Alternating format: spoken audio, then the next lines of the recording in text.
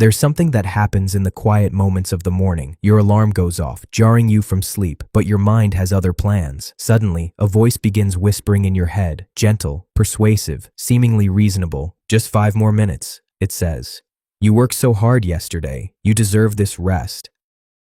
And as these thoughts circle in your mind, you feel that familiar pull toward comfort, that warmth that whispers, why make life harder than it needs to be? Why not take the easy path? We've all been there. Every single person reading this has negotiated with that voice. Some people give in immediately. Others fight it briefly before surrendering. Some have learned to recognize it for what it truly is. The voice of stagnation, disguised as kindness. But here's the truth that changes everything. You don't have to live at the mercy of that voice. Today, we're going on a journey together.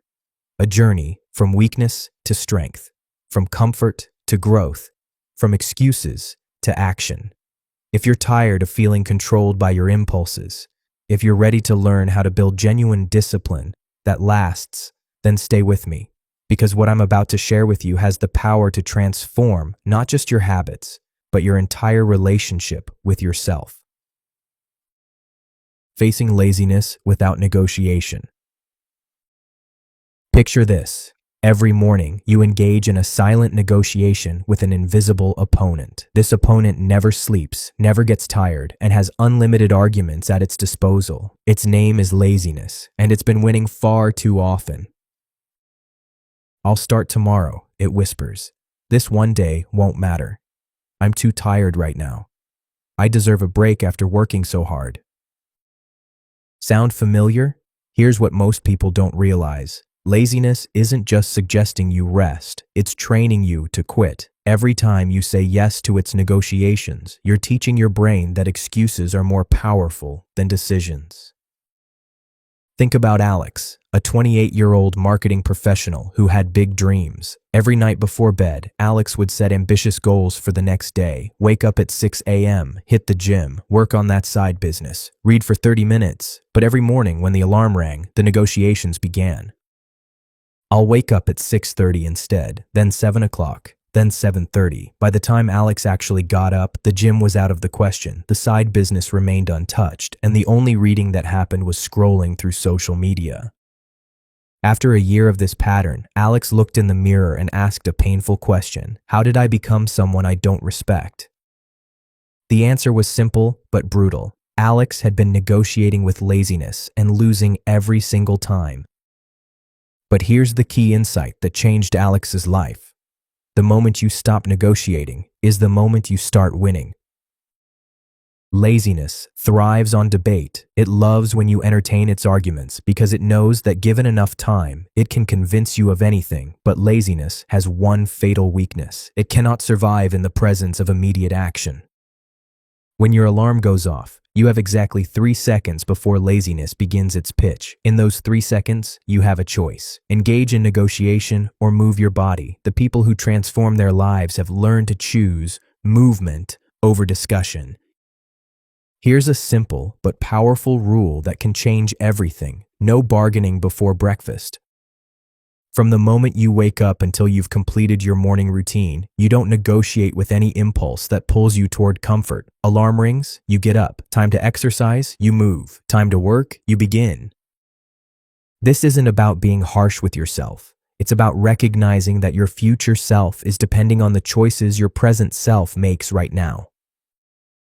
Action step. For the next 7 days, implement the 3-second rule. When you need to do something important, count down from 3 and then move your body immediately. 3, 2, 1, go. No thinking, no debating, just action. Notice how different it feels to bypass the negotiation phase entirely. The power of instant action. Most people wait until they feel ready.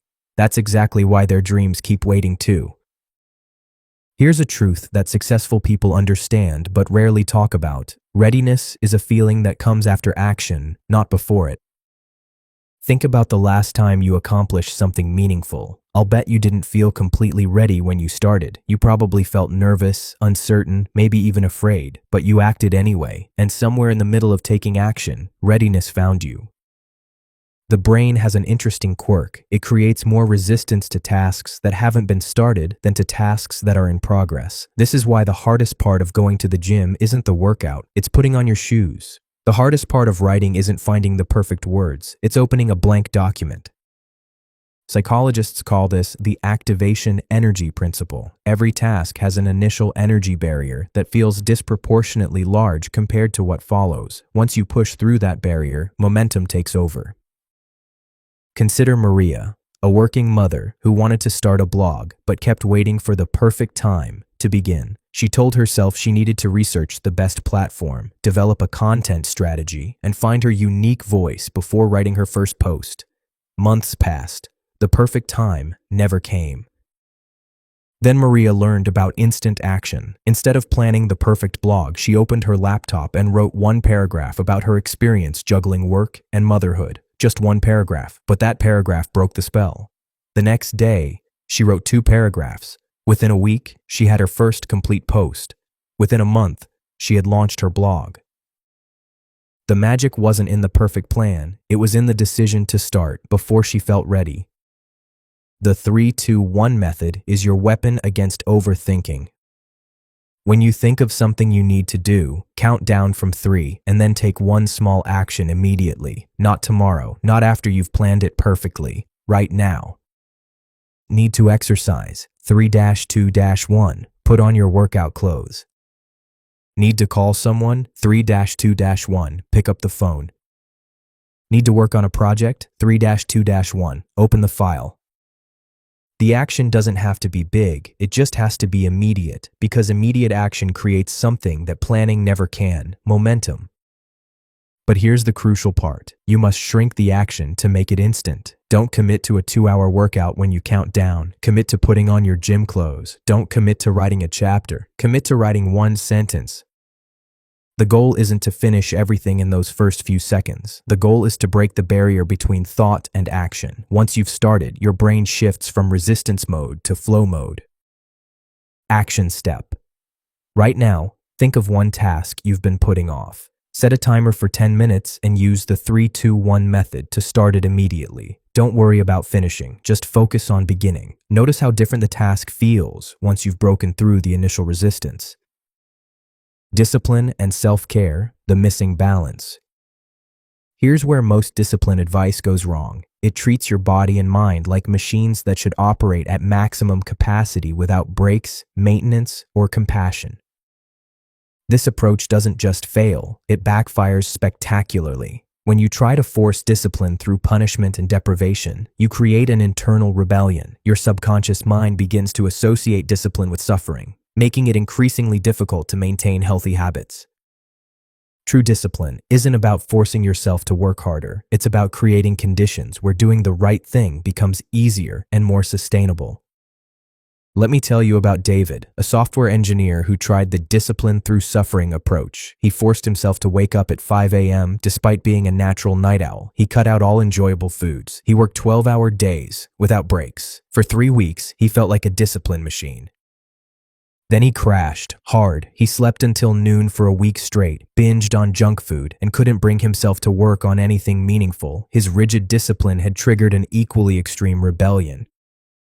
When David learned about balanced discipline, everything changed. Instead of forcing himself to wake up at 5 a.m., he gradually shifted his schedule 15 minutes earlier each week. Instead of eliminating all treats, he planned one small indulgence each day. Instead of working without breaks, he scheduled rest periods just as seriously as he scheduled work time. The result?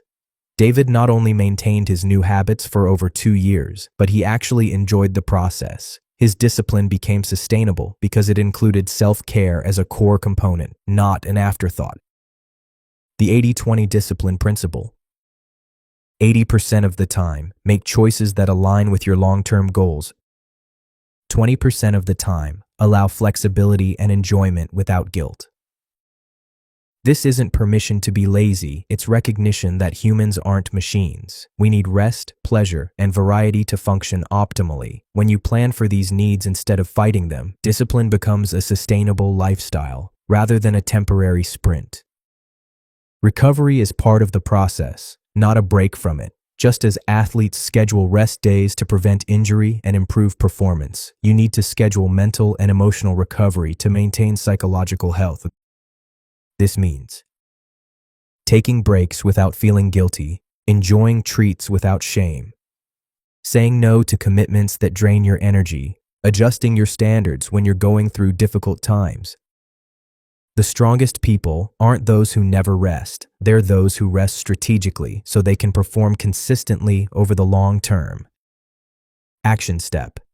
Identify one area where you've been too rigid in your approach to discipline. This week, experiment with adding more flexibility while maintaining your core commitment. For example, if you exercise every single day, try exercising 6 days with one planned rest day. Notice whether this actually improves your consistency and enjoyment.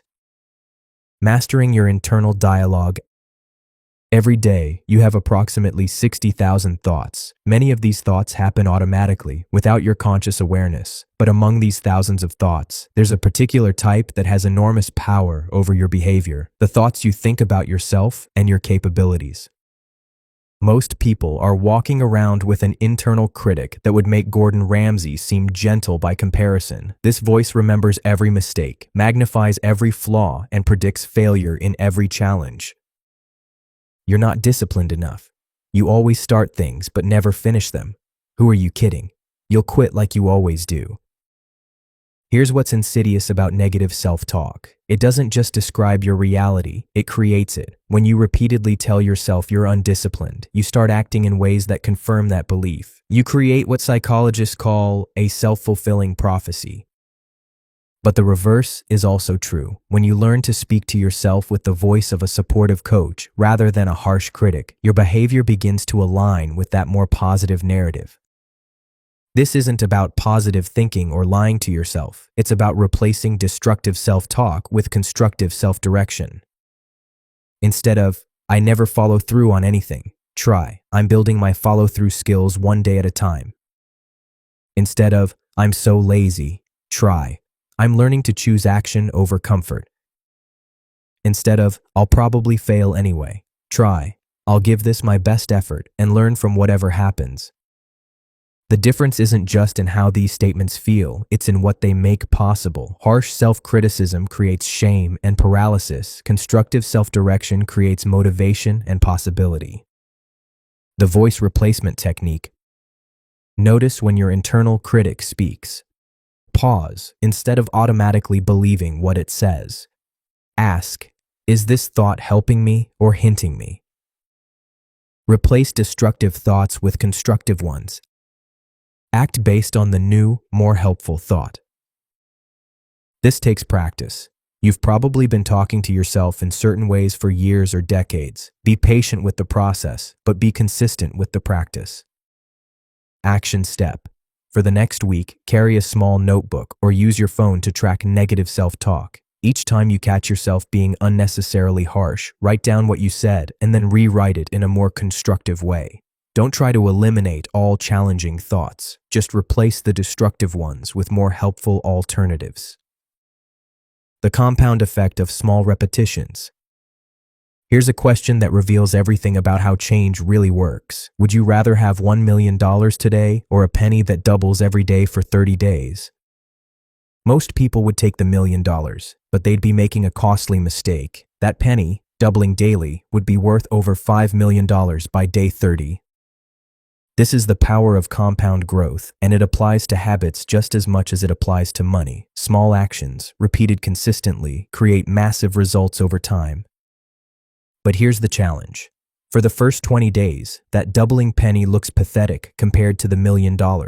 On day 10, it's worth about $5. On day 20, it's worth about $5,000. It's not until the final few days that the exponential growth becomes obvious. Habit change works exactly the same way. The results are invisible for weeks or even months. Then, seemingly overnight, everything changes. Most people quit during the invisible phase because they can't see the progress. They go to the gym for 2 weeks and wonder why they don't look like a fitness model. They eat healthy for a month and get frustrated that they haven't transformed their entire relationship with food. But the people who understand compound growth, they trust the process even when they can't see the results. They know that every repetition is building neural pathways, even when the external changes aren't visible yet. Consider the story of James, who decided to read for just 10 minutes every morning. For the first month, it felt insignificant. 10 minutes wasn't enough to finish anything substantial. He questioned whether it was worth the effort. But James understood compound growth. He trusted that consistency matters more than intensity. By the end of the year, those 10-minute sessions had added up to over 60 hours of reading, enough to complete 12 to 15 books. More importantly, reading had become automatic. He no longer had to force himself to pick up a book. His brain expected it. Want to exercise? Commit to putting on workout clothes every day. Want to write? Commit to writing one sentence every day. Want to meditate? Commit to taking 3 conscious breaths every day. Want to eat healthier? Commit to eating 1 piece of fruit every day. These habits seem almost absurdly small. That's the point. You're not trying to achieve dramatic results immediately. You're trying to wire a new pattern into your brain with the least possible resistance. Once the tiny habit becomes automatic, usually 2 to 6 weeks, you can gradually expand it. But the foundation, the daily repetition, remains constant. The most important rule of compound habits: never break the chain twice in a row. If you miss one day, get back on track immediately. Missing one day is human. Missing 2 days in a row is the beginning of a broken habit. Action step. Choose one small habit you want to build and commit to the smallest possible version for the next 30 days. Make it so easy that you'd feel silly not doing it. Track your daily completion on a calendar or app. Focus on consistency, not results. Strategic self-command. The way you speak to yourself in moments of challenge determines whether you rise to meet that challenge or shrink away from it. Most people use either harsh criticism, "You're pathetic, just do it," or weak encouragement. Maybe you could try to do this if you feel like it. Neither approach works well. Harsh criticism creates shame and resistance. Weak encouragement lacks the power to overcome resistance. What works is strategic self-command. Speaking to yourself with the clarity and authority of a trusted coach who believes in your capabilities but won't accept excuses.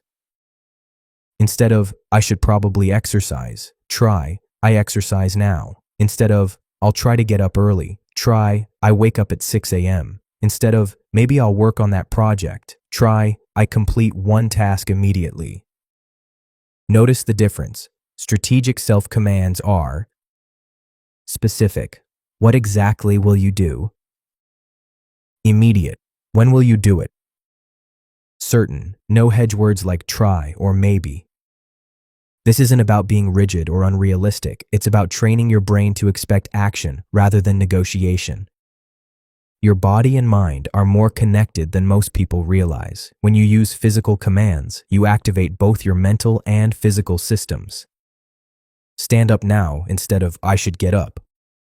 Walk to the kitchen instead of, "I need to eat something healthy." Open the laptop instead of, "I should work on that project." Physical commands bypass the thinking mind and activate the doing mind. They're particularly useful when you're feeling overwhelmed or stuck. For moments when resistance feels overwhelming, have an emergency protocol ready. Stop what you're doing. Breathe deeply 3 times. Choose one tiny action you can take immediately. Command yourself clearly, "I specific action now." Move your body without further thought. This protocol interrupts the spiral of overthinking and gets you back into action mode. The goal isn't to become a drill sergeant with yourself. The goal is to develop the ability to give yourself clear, kind, but firm direction when your emotions are trying to lead you away from your commitments. Action step. Practice strategic self-command for one specific area this week. Choose an area where you typically use weak language, "I should," "I'll try," "maybe," and replace it with clear commands, "I will," "I do," "I complete." Notice how different it feels to speak to yourself with authority rather than uncertainty. Creating positive pressure. Pressure gets a bad reputation, but it's actually one of the most powerful tools for building discipline. The key is learning to create the right kind of pressure, the kind that motivates rather than overwhelms. Think about diamonds. They're created under intense pressure and heat deep within the earth. Without that pressure, carbon remains graphite, soft and easily broken. With the right amount of pressure applied over time, it becomes one of the hardest substances on earth. Your discipline works the same way. Too little pressure and you remain soft, easily bent by every impulse and distraction. The right amount of pressure applied consistently transforms you into someone strong and resilient. Here are the 3 types of positive pressure. 1. Time pressure, deadlines. Instead of saying, "I'll get this done eventually," create specific deadlines, but make them realistic and tied to something meaningful. Instead of, "I'll write a book someday," try, "I'll complete the first draft by December 31st because I want to enter the new year having accomplished this meaningful goal." 2. Social pressure, accountability. Tell people about your commitments, not to impress them, but to create external accountability. When someone asks, "How's that project going?" you feel natural pressure to have progress to report. Find an accountability partner who will check in with you weekly. Share your goals on social media. Join a group of people working towards similar objectives. 3. Financial pressure, skin in the game. Invest money in your goals. Buy the gym membership, hire the coach, register for the class. When you have financial investment, quitting costs money, which creates pressure to follow through. Spend 5 minutes each week visualizing 2 futures. Future A. What your life looks like if you continue with your current habits. Future B. What your life looks like if you successfully build the discipline you're working toward. Make both visions specific and emotional. What do you see, feel, and experience in each future? How do others respond to you? How do you feel about yourself? This creates emotional pressure by making the consequences of your choices feel real and immediate. And remember, even positive pressure needs outlets. Schedule specific times to relax without guilt. Have a weekly pressure-free activity you enjoy. Adjust your standards during especially stressful periods. Celebrate progress, not just outcomes. The goal is steady, sustainable pressure that motivates consistent action without creating burnout. Action step. Choose one area where you've been too comfortable and add one form of positive pressure this week. Either set a specific deadline, tell someone about your commitment, or invest money in the outcome. Notice how this changes your level of urgency and focus. Building resilience through chosen difficulty. Here's a paradox that most people never understand. The more you avoid discomfort, the more uncomfortable your life becomes. The more you seek comfort, the less resilient you become to life's inevitable challenges. But when you voluntarily choose difficulty, when you deliberately do hard things when you don't have to, you build what psychologists call stress inoculation. You become stronger, more confident, and more capable of handling whatever life throws at you. Think about vaccines. They work by introducing a small, controlled amount of a virus into your system. Your immune system learns to recognize and fight the threat, making you immune to the larger, more dangerous version. Chosen difficulty works as a psychological vaccine. When you voluntarily do hard things, you build mental antibodies that protect you when truly difficult situations arise. Examples of chosen difficulty. Taking cold showers when you could take hot ones. Walking when you could drive, cooking when you could order takeout. Having difficult conversations instead of avoiding them. Waking up early when you could sleep in. The keyword is chosen. This isn't about punishing yourself or making life unnecessarily hard. It's about strategically building your tolerance for discomfort. Consider the story of Rachel, a marketing executive who felt overwhelmed by her demanding job. Every challenge at work felt like a crisis. Every difficult conversation felt traumatic. She was constantly stressed and considering quitting. Then Rachel learned about chosen difficulty. She started small, taking the stairs instead of the elevator, having one difficult conversation per week instead of avoiding them, waking up 30 minutes earlier to exercise before work. These small acts of voluntary discomfort began building her confidence. She realized that if she could choose to do hard things, she could handle hard things when they were imposed on her. Within 6 months, work stress that used to overwhelm her now felt manageable. This is the comfort zone expansion exercise. Once per week, do something that makes you slightly uncomfortable but isn't harmful. Speak up in a meeting when you normally wouldn't. Start a conversation with a stranger. Try a physical activity that challenges you. Express an opinion you normally keep to yourself. Ask for something you want but are afraid to request. The goal isn't to become someone who seeks out suffering. The goal is to become someone who isn't controlled by the need for comfort. Important distinction. Chosen difficulty should be challenging but not overwhelming. You're building strength, not breaking yourself down. Start small and gradually increase the challenge as your tolerance builds.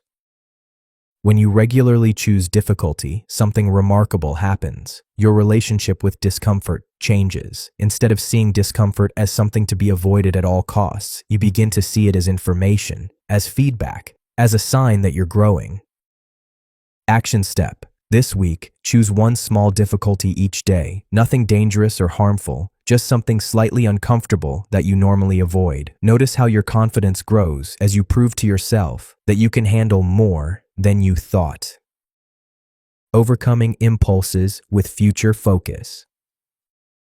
Every day, you face dozens of small choices between immediate pleasure and long-term benefit. Should you scroll social media or read a book? Should you eat the donut or have the apple? Should you stay up late watching Netflix or go to bed early?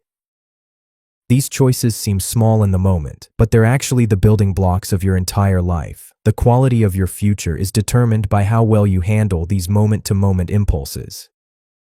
In the famous Stanford marshmallow experiment, children who could resist eating one marshmallow to get 2 marshmallows later showed better life outcomes decades later, higher SAT scores, lower obesity rates, better relationships. But here's what's crucial. The children who succeeded weren't just exercising willpower, they were using specific strategies to manage their impulses. Strategy 1. The future self-visualization. When you feel an impulse to choose immediate pleasure over long-term benefit, pause and ask, how will I feel about this choice in 1 hour, 1 day, 1 year? Most impulses offer pleasure that lasts minutes, but create consequences that last much longer. When you extend your time horizon, the right choice often becomes obvious. Strategy 2. The 2-path technique. Visualize 2 versions of yourself 1 year from now. Version A. The person you become if you consistently give in to impulses. Version B. The person you become if you consistently choose long-term benefit. Make these visions specific and emotional. What does each version look like? How do they feel about themselves? What opportunities are available to each?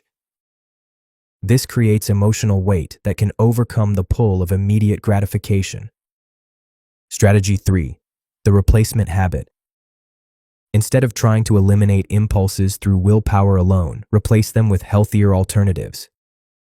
Feel the urge to scroll social media, open a book or podcast instead. Want to eat junk food? Drink a glass of water first. Tempted to stay up late? Go to your bedroom and do gentle stretches. The goal isn't to eliminate all pleasure, but to redirect impulses toward choices that serve your long-term goals. Strategy 4.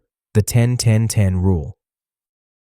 Before acting on an impulse, ask yourself, how will I feel about this choice in 10 minutes?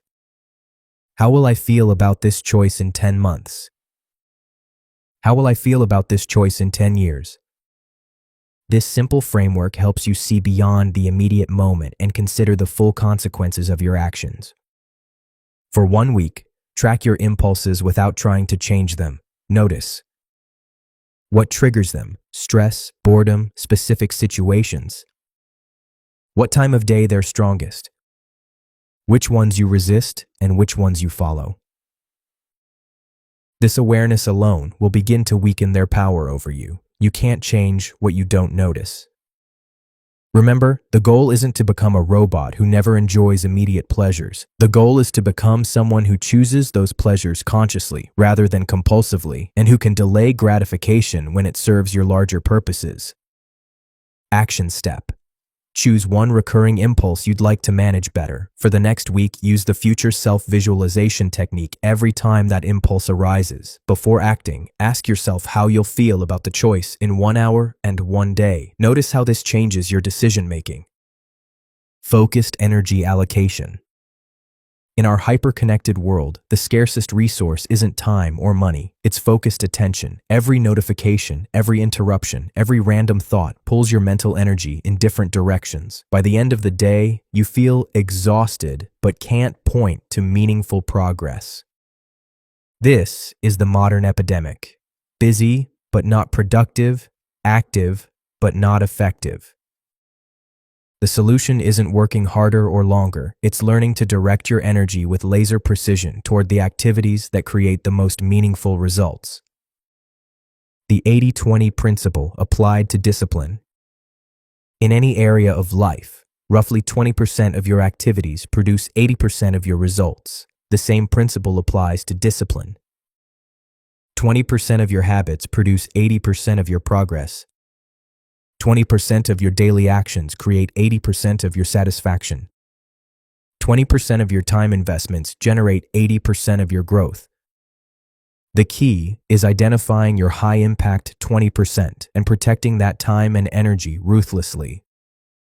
For 1 week, track how you spend your energy across these categories: creation, writing, building, designing, planning; connection, meaningful conversations, relationship building; consumption, reading, learning, entertainment; maintenance, emails, household tasks, routine activities; reaction, responding to interruptions, putting out fires. Most people spend 70% of their energy on maintenance and reaction, leaving little for creation and growth. Disciplined people flip this ratio. Each morning, identify the 3 most important tasks that will move your life forward. These aren't necessarily the most urgent tasks, they're the most impactful ones. Complete these 3 tasks before doing anything else. No emails, no social media, no busy work, just focused effort on what matters most. This simple practice ensures that even if the rest of your day gets derailed, you've made meaningful progress on your priorities. Let's take a look at this energy protection strategies.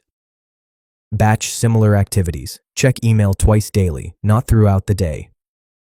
Create no templates for common requests that don't align with your priorities. Use the phone in another room rule during focused work. Schedule your peak energy hours for your most important work. Set boundaries around your time without guilt or over-explanation. Before saying yes to any request, opportunity, or activity, ask, is this the best use of my energy to achieve my most important goals? If the answer isn't a clear yes, it's a no. This isn't about becoming selfish or antisocial, it's about becoming intentional. When you protect your energy for what matters most, you actually have more to give to the people and causes you care about. The focus ritual. Develop a 5-minute ritual that signals to your brain it's time for focused work. Clear your workspace, turn off notifications, take 3 deep breaths. Review your intention for this work session. Begin with the most challenging task. This ritual creates a mental boundary between scattered mode and focused mode. Action step. For the next week, implement the Big 3 methodology. Each morning, identify your 3 most important tasks and complete them before checking email or social media. Track how this changes both your productivity and your sense of accomplishment. Building your disciplined identity. The deepest level of change happens not when you change what you do, but when you change who you believe you are. Every action you take is a vote for the type of person you wish to become. When you go to the gym, you're voting to be someone who is fit. When you read instead of watching TV, you're voting to be someone who is educated. When you choose the difficult conversation over avoidance, you're voting to be someone who is courageous. The identity-based discipline approach focuses on becoming rather than achieving. Instead of, I want to lose 20 pounds, outcome-based, try, I am becoming someone who makes healthy choices, identity-based. Instead of, I want to write a book, outcome-based, try, I am becoming someone who writes consistently, identity-based. The two-step identity change process. Decide the type of person you want to be. Prove it to yourself with small wins. Every time you act in alignment with your desired identity, you strengthen that identity. Every time you act against it, you weaken it. Before making any decision, ask yourself, what would a disciplined person do in this situation? What would someone who has their life together choose here? How would the person I want to become handle this moment? Then act accordingly, not because you are that person yet, but because you are becoming that person. The evidence collection method. Keep a daily record of evidence that supports your new identity. Evidence: I am becoming disciplined. I woke up on time despite feeling tired. Evidence: I am becoming healthy. I chose water over soda at lunch. Evidence: I am becoming focused. I worked for 90 minutes without checking my phone. This isn't about being perfect. It's about noticing and celebrating the moments when you act in alignment with who you're becoming. Handling identity challenges. When you slip up, and you will, avoid language that reinforces a negative identity. Instead of, I'm so undisciplined, I always mess up. Try, that choice didn't align with who I'm becoming. What can I learn from this? The goal is to see mistakes as feedback rather than evidence of fundamental character flaws. Surround yourself with people who reflect your desired identity. Join groups of people who embody the discipline you want to develop. Their standards and behaviors will gradually become your standards and behaviors. This doesn't mean abandoning old friends, but it does mean being intentional about who influences your thinking and behavior patterns. Action step. Define the type of person you want to become in one clear sentence. I am becoming someone who. For the next 30 days, ask yourself the identity question before making important decisions, and keep a daily record of evidence that supports this new identity. Your balanced beginning. As we reach the end of this journey together, I want you to understand something crucial. Building discipline is not about perfection. It's not about never making mistakes or never feeling like giving up. It's about creating a sustainable system that allows you to grow consistently while maintaining your humanity. You are not a machine that needs to be programmed for maximum output. You are a human being with needs, emotions, and limitations that deserve respect and compassion. The path forward isn't about forcing yourself into an impossible standard of perfection. It's about building a relationship with discipline that feels supportive rather than punitive, challenging rather than overwhelming, sustainable rather than extreme. Remember, every person who has built lasting discipline started exactly where you are now, with imperfection, uncertainty, and the simple desire to become better. The journey begins with one small choice. Put down your phone for the next hour and do one thing that matters to you. Write one paragraph, take one walk, make one healthy meal, have one important conversation, clean one small area, learn one new thing. Not because you feel motivated, not because conditions are perfect, not because you have a complete plan. Simply because you are choosing to become someone who acts with intention rather than impulse.